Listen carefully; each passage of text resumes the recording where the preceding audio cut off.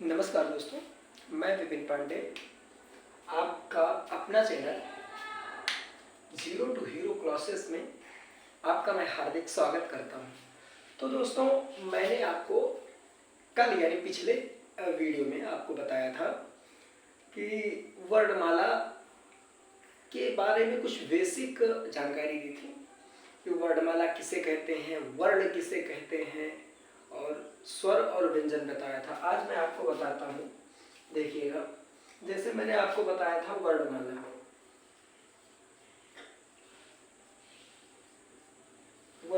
मैंने आपको बताया था वर्णमाला यानी वर्णों के व्यवस्थित क्रम समूह को वर्णमाला कहते हैं।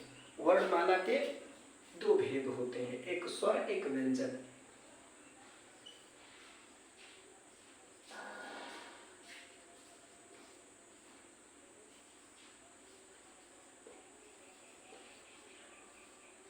एक स्वर होता है और एक व्यंजन होता है। मैंने आपको स्वर बताया था कि ऐसे वर्ण जो किसी की सहायता से नहीं बोले जाते हैं या जिन्हें बोलने के लिए किसी दूसरे की सहायता नहीं लेनी पड़ती है, स्वर कहलाते हैं।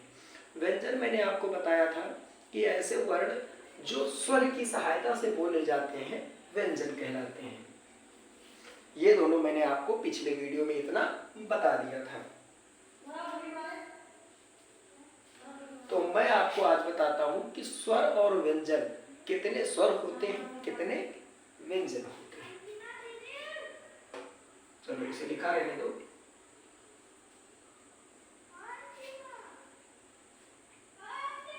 तो स्वर छोटा आ,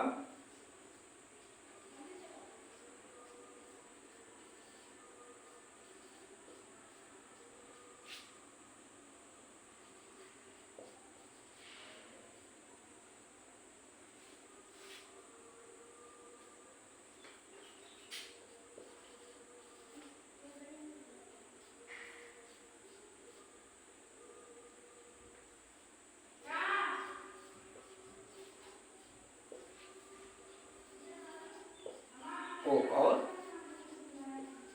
औ, ये आपके स्वर होते हैं। यानी कि 1 2 3 4 5 6 7 8 9 10 11 यानी 11 आपके स्वर होते हैं। इनमें दो अयोगवाह होते हैं जिन्हें स्वर में काउंट नहीं किया जाता है, जैसे जिन्हें अंग और आहा कहते हैं। इन्हें स्वर में काउंट नहीं किया जाता है। अब आपके व्यंजन, तो व्यंजन तो आप जानते ही होंगे। का वर्ग, का खा गा घा अंगा चा छा जा जा या ऐसे सब होते हैं क्या तक। तो आपको ये स्वर हो गए, ये हो गए व्यंजन। अब आपको मैं बताता हूं कि स्वर, एक मिनट, हाँ, तो लिखने के आधार पर स्वर 11 प्रकार के होते हैं। स्वर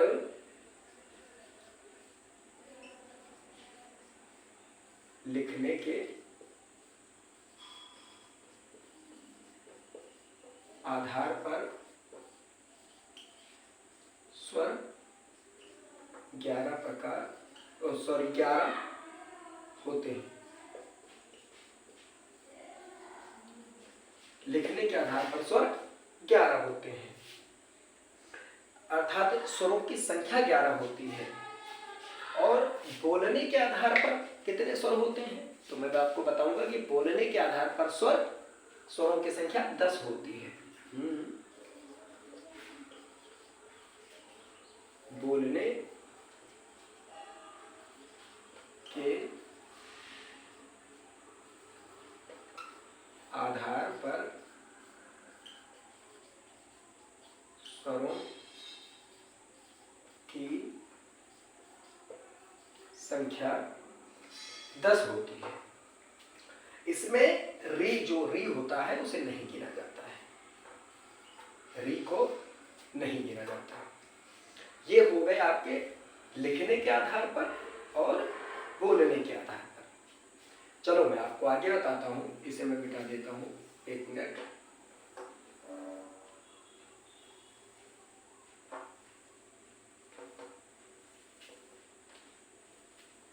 तो हाँ दोस्तों, मैं अब आपको बताता हूँ स्वर के प्रकार। स्वर कितने प्रकार के होते हैं?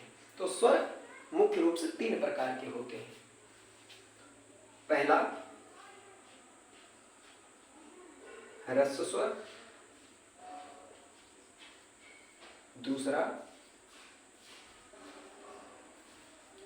दीर्घ स्वर और तीसरा आपका होता है प्लुप्त स्वर। हाँ, तो आपके स्वर 3 प्रकार के होते हैं। पहला ह्रस्व स्वर, दूसरा दीर्घ स्वर, तीसरा प्लुप्त स्वर। तो ह्रस्व स्वर उसे कहते हैं जिसे बोलने के लिए बहुत कम समय का प्रयोग होता है, उन्हें ह्रस्व स्वर कहते हैं। दीर्घ स्वर वे होते हैं जो ह्रस्व स्वर से दुगुना समय लगता है बोलने में, उन्हें दीर्घ स्वर कहते हैं।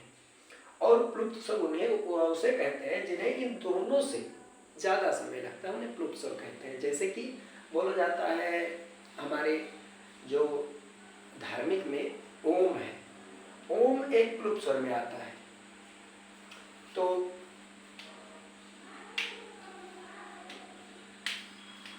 मैं आपको बताता हूँ ह्रस्व स्वर की संख्या कितनी होती है, दीर्घ स्वर की संख्या कितनी होती है, और प्लुप्त स्वर तो ओम हो गया या कुछ भी खींच के बना दो, वो प्लुप्त स्वर हो जाता है। तो दोस्तों इसे मैं हटा देता हूँ।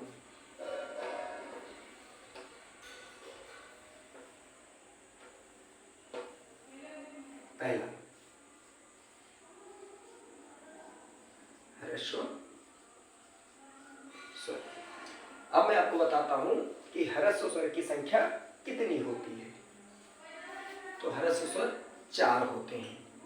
पहला ऐसे आ,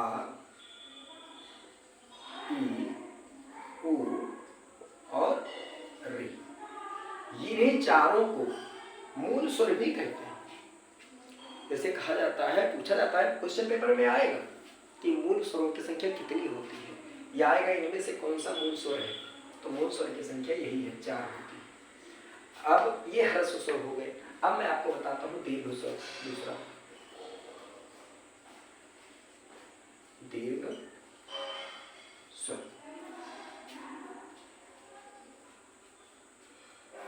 तो ये होते हैं, जैसे छोटा आ इसमें आ गया, इसमें बड़ा आएगा। छोटी ई इसमें आ गई, इसमें बड़ी ई आएगी। छोटा ऊ इसमें आ गया, इसमें बड़ा ऊ आएगा। री इसमें आ गया, इसमें ए और ए और ओ और औ आएंगे। ये आपके दीर्घ स्वर हो गए। तो कुल मिला के कितने हो गए? 1 2 3 4 5 6 7 8 9 10 11। ये आपके स्वर के प्रकार हो गए। ओम तो अलग है। ओम जैसे कि ये जो प्लुप्त स्वर होता है, मैं आपको प्लुप्त स्वर भी बताता हूँ। प्लुप्त स्वर, तीसरा प्लुप्त स्वर। प्लुप्त स्वर जैसे ओम हो गया,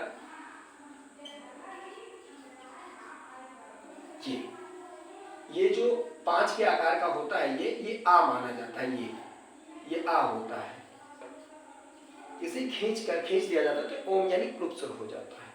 तो दोस्तों मैं आपको आगे बताता हूँ। आपको मैं बताता हूँ संयुक्त स्वर। संयुक्त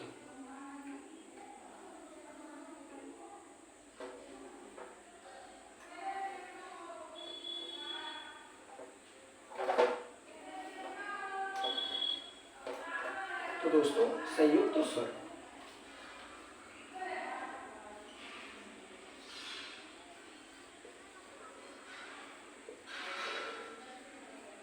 संयुक्त जैसे ए हो गया, आई हो गया और ओ हो गया और औ हो गया। ये आपके संयुक्त स्वर है। अब आप सोचेंगे कि ये संयुक्त है, तो कैसे संयुक्त है? तो ये छोटा आ और प्लस छोटी ई से मिलकर बनता है। ये आपका छोटा आ प्लस ए के संयोग से मिलकर बनता है। ये आपका छोटा आ प्लस ऊ के संयोग से बनता है। ये आपका छोटा आ प्लस ओ के संयोग से मिलकर बनता है। तो ये आपके हो गए संयुक्त स्वर। अब आप देखते होंगे कि जैसे एक शब्द डॉक्टर लिखा जाता है, डॉक्टर, तो ये डा ना आपके स्वर में आता है ना आपके व्यंजन में आता है, ये वाला, ये कहां से आ गया? तो ये आगत स्वर है। आगत स्वर मैं आपको बताता हूं।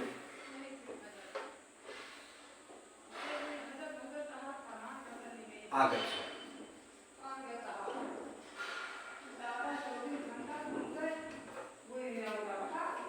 तो आगत स्वर उसे कहते हैं जो हमारी हिंदी भाषा से उत्पन्न नहीं है, लेकिन उसका उपयोग हिंदी भाषा में किया जाता है, लेकिन वो मुख्य रूप से अंग्रेजी शब्दों में ही किया जाएगा। जैसे डॉक्टर एक अंग्रेजी शब्द है, तो ये आ हो गया और डॉक्टर हो गया, ये सब आगत स्वर है, अंग्रेजी भाषा के स्वर है। तो दोस्तों ये सब हम लिख देते हैं, ये अंग्रेजी से, अंग्रेजी भाषा के स्वर है। हाँ, अंग्रेजी भाषा के ही स्वर है। तो दोस्तों ये वीडियो कैसी लगी आप कमेंट में ज़रूर बताइएगा, और मैं आपसे मिलता हूँ अगले वीडियो में। तब तक के लिए धन्यवाद। लेकिन हाँ दोस्तों, ये वीडियो अगर पसंद आती हो आपको, मैं मेहनत बहुत करता हूँ, तो आप इस वीडियो को लाइक, शेयर और सब्सक्राइब ज़रूर करें। और मैं आपको ऐसे ही, जैसे मैंने आपको बताया था कि ऐसे ही मैं टॉपिक बाय टॉपिक लेकर आता रहूँगा, हिंदी चैप्टर का टॉपिक। ये मैंने आपको बताया था कि ये आपके SSC, GD, UPSI, UP police, यानी कि जितने भी एग्ज़ाम होते हैं जिसमें हिंदी का रोल होता है, उसमें उसके लिए मैं यहाँ पे आपको समझाऊंगा। तो ये यही नहीं, कॉम्पिटिटिव एग्ज़ाम ही नहीं, आप अगर हाई स्कूल की तैयारी करते हैं, इंटर की तैयारी करते हैं, 8th में है, 6th में है, 7th में है, किसी भी क्लास में है, तो आप इस क्लास को ज़रूर ले सकते हैं। धन्यवाद। मैं आपसे मिलता हूँ नेक्स्ट वीडियो।